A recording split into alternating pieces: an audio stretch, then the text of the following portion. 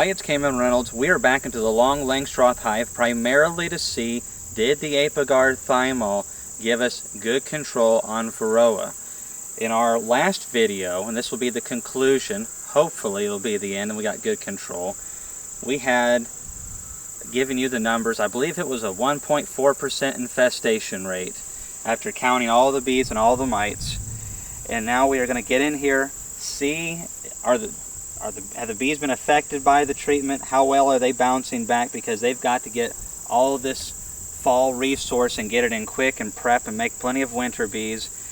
Also, we want to see, we're going to do an alcohol wash and see if the Varroa mites are down at a safe level. What is a safe level? We are in September. We are in late September. I don't know which month I'm in, apparently. We don't want to see mite loads above 1% at this point. Bees can survive with mite loads a little bit higher than that, but they won't thrive like we want them to. We have 18 frames in here. I haven't fed them yet, but I'm going to start feeding my colonies for going into winter if they need it. On a colony this size, if they have a good brood in there and they're doing what I want them to, I would like to see 60 pounds worth of honey. So at least 7 to 8 frames fully capped equivalent. But if we could get closer to 9, and again, it's not like it's all in one location. It's a little tricky with this type of hive. I think I'll do a video in another month or so on it going into winter and how I want to configure the resources, because we don't want all the honey to be like over here and the bees start out here and they decide to move the cluster that way for whatever reason. I need to talk to some horizontal experts. Oh, wow.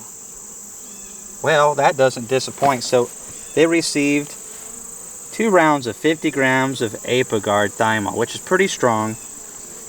Thankfully, the temperature was really good for us. It really didn't get above the mid-80s. And just look at that brood pattern right there. Winter bees. This colony has all the things that we want. It has a great queen, hopefully dead mites now, and good nutrition. And you can tell there's good nutrition because the larvae down in there are floating in some jelly. Good population, good brood pattern. This thing has everything I would want to see in a colony this time of the year. Or really, almost any time of the year. It is a nice... Let's check out a couple more frames and then we are going to find an ideal frame to get that alcohol wash from. Oh my goodness.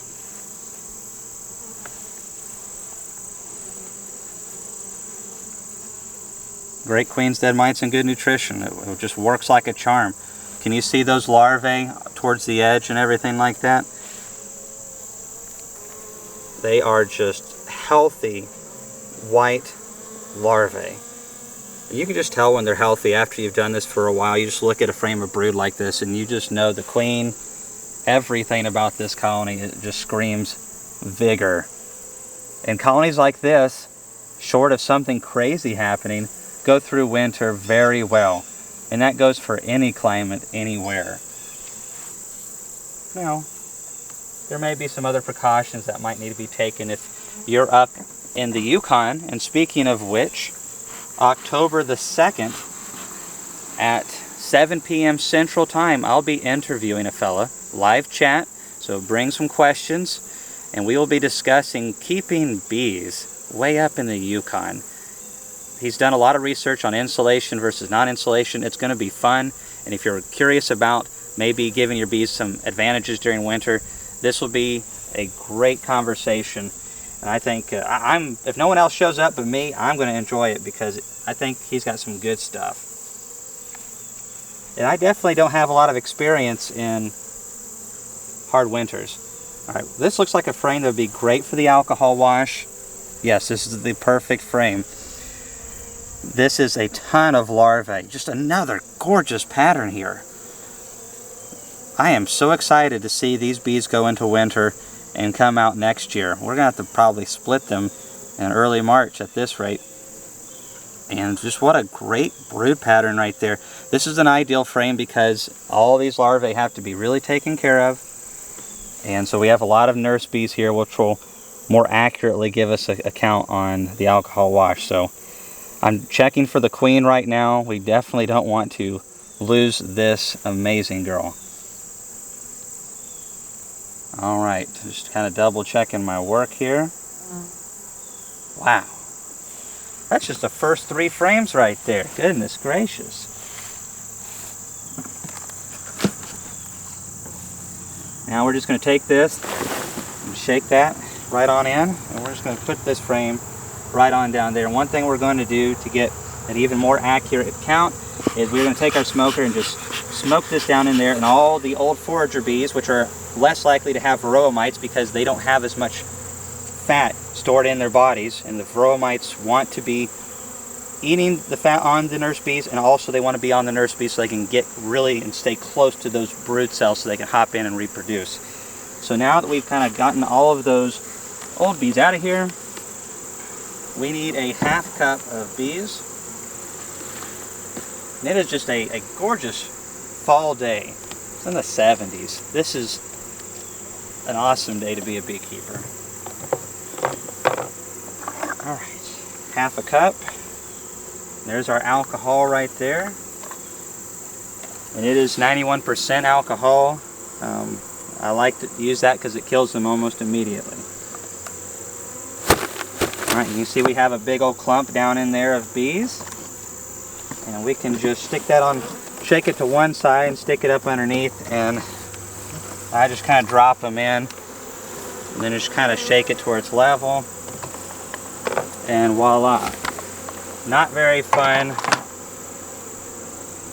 but I have learned so much from the alcohol washes over the years. They let me know if my treatments are working, and a lot of times treatments need to be reapplied, or maybe temperature didn't work or something like that. So we're going to stir this around for about a minute. Let's, while I'm shaking this, some people shake it up and down. I like to kind of swirl it and shake it a little bit. I'm just going to go ahead and grab one more frame. I just cannot help myself. Oh my goodness. Now just look at that pattern right there. You can't ask for anything more than this. Keep in mind there's a lot of factors at play. The mite loads haven't been high. The nutrition is good. I can feel some weight in this frame. There's a little bit of honey. There's definitely bee bread.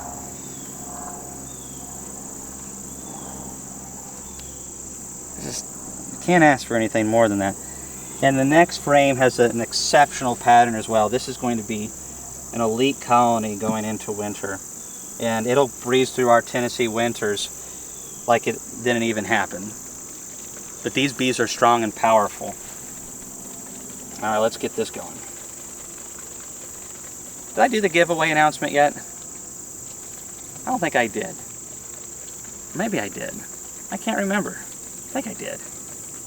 It's been a weird day. All right, so I've been shaking it for a little while. Let's see if we have anything come off of them yet. And wow, okay, there's nothing yet.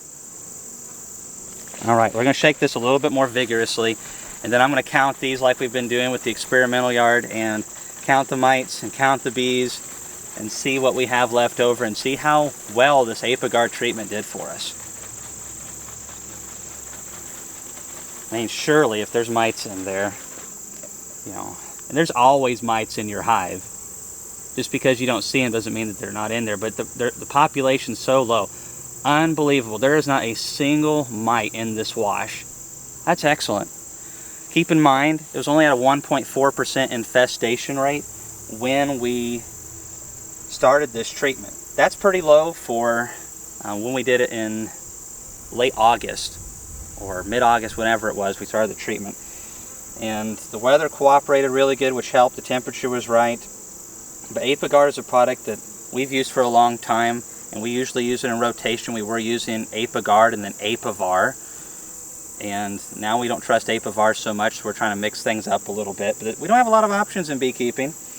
But I'm really pleased with the with that. Now we're going to take this inside, and I'm going to be a little more thorough counting, but even if I can find a mite or two in there, that still won't even be close to 1% of an infestation rate. Here we are almost in October, and just ideal looking hive right here. I imagine with that much brood, they're going to overwinter with at least 9 to 10 frames of cluster. So the next thing we need to do is make sure that they have plenty of food. Like I said, I want to see 9-ish, 10 frames, 8 frames, thereabouts of feed. And this hive is 2-by construction, so it's more insulative than most of my hives.